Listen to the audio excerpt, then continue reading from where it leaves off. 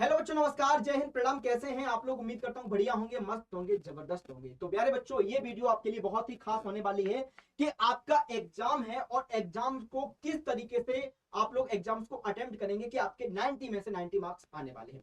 दोस्त, सबसे पहले आपको एग्जाम्स देने से पहले आपको यह पता होना चाहिए कि यार हमारे 90 क्वेश्चंस एग्जाम्स में आने वाले हैं। कितने बेटा जी? आपको यह पता होना चाहिए कि यार हमारे 90 क्वेश्चंस आपके एग्जाम्स में आने वाले हैं।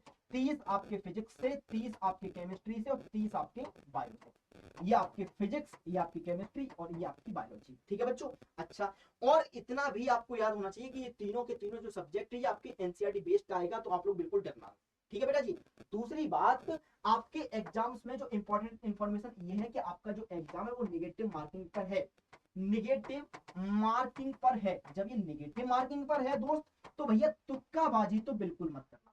निगेटिव मार्किंग पर है, निगेटिव मार्किंग पर है तो तुक्का मत लगाना। तुक्का मत लगाना, तुक्का मत लगाना बेटा, क्योंकि इसमें निगेटिव मार्किंग है। क्योंकि इसमें निगेटिव मार्किंग है, तुक्का मत लगाना। अब कैसे हम इन सवालों को अच्छा कर सकते हैं? तो दोस्त, सबसे पहले आप लोगों को क्या करना पड़ेगा? सबसे पहले अपने कॉन्फिडेंस को बनाए रखने के लिए आपका जैसे ही पेपर सामने आए, ऑनलाइन पेपर होगा बच्चों, तो ऑनलाइन पेपर में आपका फिजिक्स का पोर्शन साफ दिखेगा, फिर केमिस्ट्री का पोर्शन दिखेगा, फिर आपका बायोलॉजी का पोर्शन दिखेगा। आपको सबसे पहले बायोलॉजी को सॉल्व करना है। सबसे पहले आपको बायोलॉजी को सॉल्व करना है, और बायोलॉजी को सॉल्व करने में जो आपके एकदम एक बार में आपका जो क्वेश्चन अटेम्प्ट होता है वो बिल्कुल सही होता है। आप सबसे पहले बायोलॉजी के क्वेश्चन को अटेम्प्ट करेंगे, जो इजी इजी क्वेश्चन है उनको कर लेना। सेकंड टाइम पर आपको जो पढ़ने में टाइम लग रहा हो उनको करना। इसके बाद आप लोग सॉल्व करना केमिस्ट्री को। इसके बाद आप लोग सॉल्व करना बेटा जी केमिस्ट्री को। उसके बाद आप लोग सॉल्व करना बेटा जी फिजिक्स को, है ना बेटा जी?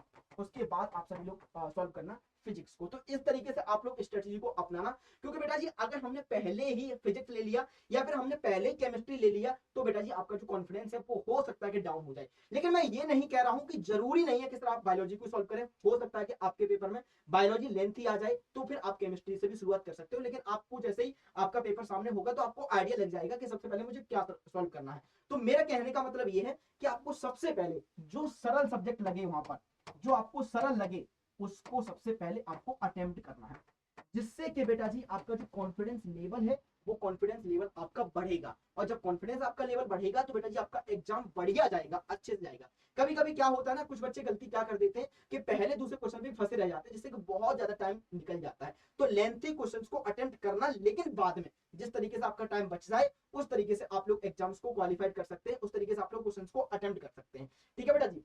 लेंथी क्वेश्चन को बाद में अटेम्प्ट करना, पहले शॉर्ट एंड इजी क्वेश्चन को अटेम्प्ट करना। पहले शॉर्ट एंड इजी क्वेश्चंस को आप लोग क्या करना? अटेम्प्ट करना, है ना भाई?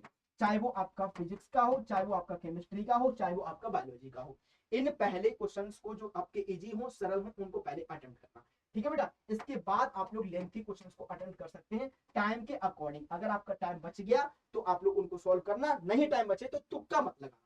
तुक्का मत लगाना, बिकॉज आपकी नेगेटिव मार्किंग है। ठीक है बेटा जी? तो ये वीडियो आपकी ज्यादा लंबी हो जाएगी, इसलिए मैं इसको यहीं पर रोकता हूं। आप बहुत ही अच्छे से पेपर को देके आएंगे, क्योंकि आपकी तैयारी बहुत अच्छी है। बी कॉन्फिडेंट, क्योंकि बेटा जी आप लोगों ने बहुत मेहनत की है। Thank you so much and love you to all.